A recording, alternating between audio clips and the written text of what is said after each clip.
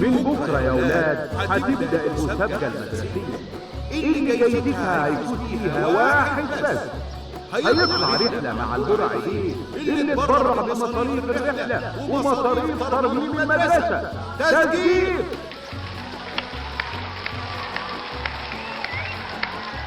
المسابقة هتكون قسمين، قسم معلومات عامة وقسم مسابقات رياضية. يلا يلا شد حيلكم.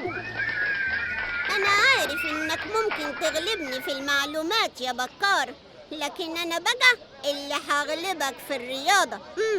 مش مهم مين اللي هيفوز يا حسونة، المهم المنافسة الشريفة. أنا اللي هفوز وأنا اللي هطلع الرحلة. طيب بكرة تبتدي المسابقة ونشوف.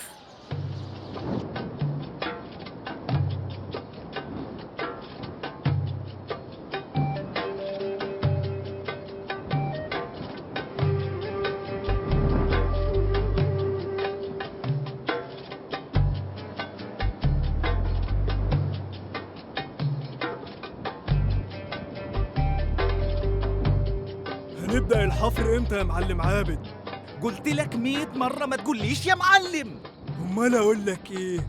انا بروفيسور عابد العبقري. يعني بتشتغل ايه ولا مؤاخذة؟ انا صاحب علم وابحاث، البشرية كلها تتعلم مني ومن ابحاثي. يعني معلم البشرية. هنحفر امتى بقى يا معلم البشرية كلها؟ مفيش امل. هنحفر لما الاقي الجزء المفقود من الخريطة. انا لما درست الصخور وصورتها اكتشفت انها لما تتركب على بعض بتكون خريطة بتودي لباب المملكة، لكن ناقص قطعة من الخريطة مش عارف هي فين، مع اني متأكد اني صورت كل الصخور اللي في المنطقة. ايوه فهمت. هنحفر امتى بقى يا معلم عابد؟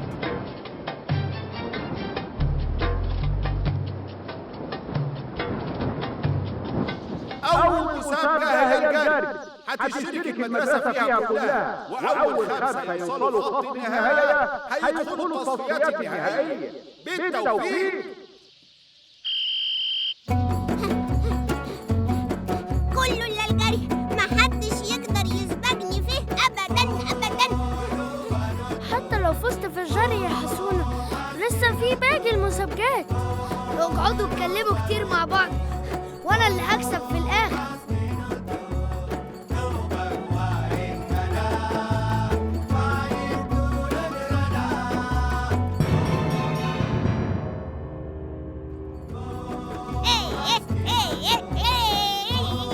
يا سلام يا حسونة، يا سلام. ايوه كده، مال ده انا حسونة.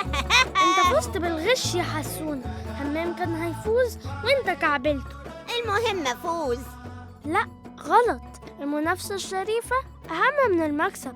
الواد الغشاش ده عجبني، بيفكرني بنفسي وأنا صغير. انت مفيش منك يا البراعي بيه.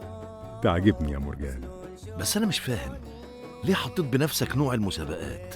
ما كان أي مسابقات وخلاص. لأنك مش بتبص لقدام يا مرجان. الولد اللي هناخده معانا لازم يكون سريع علشان لو فيها خطر يقدر يهرب منه. انت ما شفتش فيلم الموميا ولا ايه؟ التصويب هيفيدنا لان الولد لازم يكون نظره قوي وبيشوف في الضلمة. ما تنساش احنا هنحفر تحت الارض.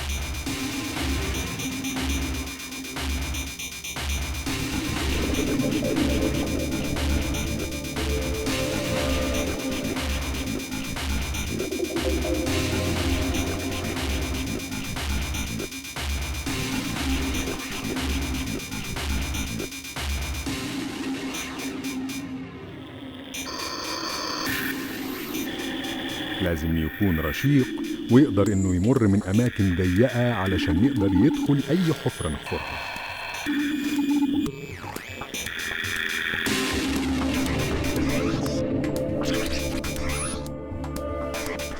المملكة اكيد هيكون فيها اماكن سرية وخنادق محدش هيقدر يوصل لها غير عن طريق التسلق بالحبال.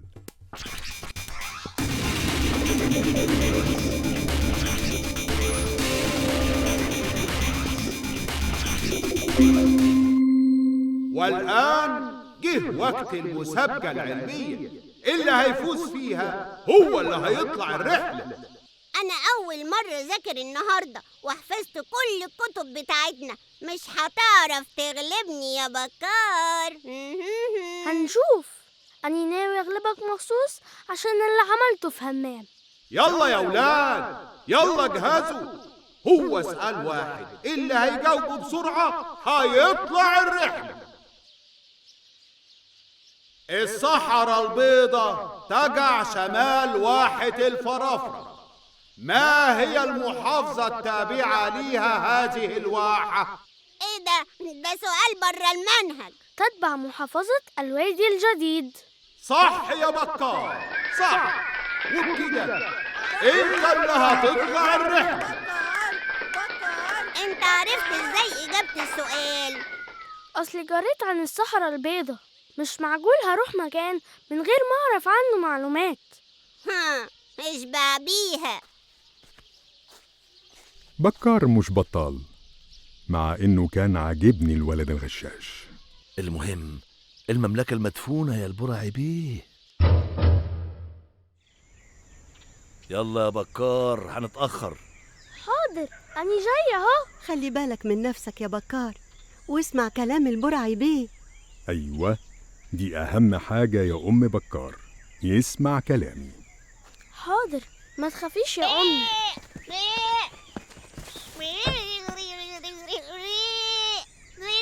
معلش، مش هينفع يا رشيدة، احنا هنسافر مكان بعيد. ايه ده؟ ايه المعزة العجيبة دي؟ قلتلك مش هينفع يا رشيدة. مالك؟ انتي عصبية كده ليه؟ اي رشيدة! ايه المعزة المجنونة دي؟ اركب بسرعة. اهدي شوية يا رشيدة، مش كده. مع السلامة يا أمي.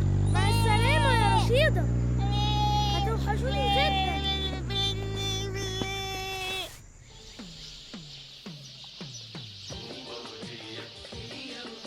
ما شفتش حسونة؟ لا، من ساعة ما جه من المدرسة وهو في أوضته زعلان عشان ما راحش الرحلة. مش موجود في الأوضة. هيكون راح فين ده؟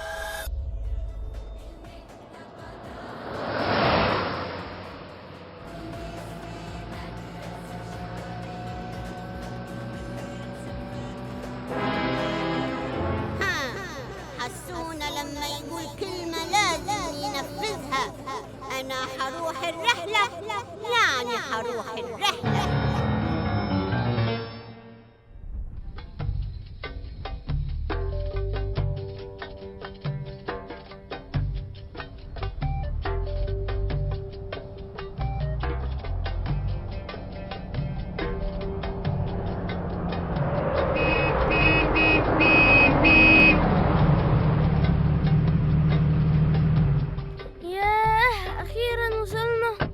احنا قعدنا كتير قوي في السكة.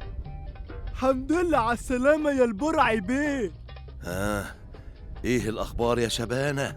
المعلم عابد مش عاوزنا نحفر، وكل ما اكلمه يقول لي الخريطة ناقصة. احنا كان المفروض نيجي نلاقيك حفرت خلاص. الولد اللي معانا لازم يرجع لأهله قبل ما يشكوا فينا. يشكوا فيكوا؟ ليه؟ انتوا مش قايلين لهم على الموضوع؟ البرعي بيه قصده يقلقوا على الولد. طبعا أهله عارفين كل حاجة وموافقين. المهم انتوا لسه ما وصلتوش ليه لبوابة المملكة؟ حسب المخطوطة القديمة، صخور المنطقة هنا بتشكل خريطة تحدد مكان باب المملكة بالظبط، لو ترتبت واتجمعت مع بعض بشكل سليم. والخريطة اللي عملتها ناقصة أهم حتة، مع إني متأكد إني صورت كل الصخور اللي في الصحراء، وكل مرة آجي أقف هنا وأصور الصخور، لكن لسه في صخرة ناقصة. هو أنت بتصور الصخور ليه؟ علشان أكمل الخريطة. يعني أنت كل مرة تيجي تقعد هنا وتصور الصخور دي كلها؟ أيوة. طب بتصور الصخرة اللي أنت بتقعد عليها كل مرة؟ لا. يبقى أكيد هي دي اللي ناقصة. أنت عبقري، الولد ده حللنا اللغز، الخريطة خلاص. هايل، يلا بقى ابدأ الحفر. وخد بكار يا مرجان على خيمته. خيمة؟ هو انتوا مش قلتوا هنقعد في فندق؟ ما الخيمة دي 5 نجوم. ادخل وما تخرجش غير لما نقولك. طيب، بس أني جعان. في أكل جوه يا مكار. اسمي بكار. يا سيدي بكار، مكار، حفار، المهم ما تخرجش من الخيمة خالص. طيب. احرس الخيمة دي واوعى تخليه يخرج منها. حاجة غريبة جدا. ايه الرحلة العجيبة دي؟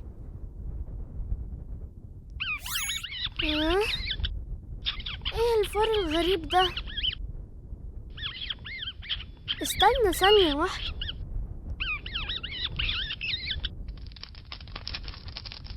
ايوه، لقيتك. انت اسمك الجربوع اللي بيعيش في الصحاري المصرية، وانت نوع من القوارض. ده انت شكلك غريب قوي. هنعمل ايه في بكار؟ الهيه في اي حاجة، المهم ما يشكش في اللي احنا بنعمله لغاية ما نوصل للي احنا عايزينه. وبعد ما نوصل هنسيبه هنا هو والأهبل ده. تعجبني دماغك يا البرعي بيه.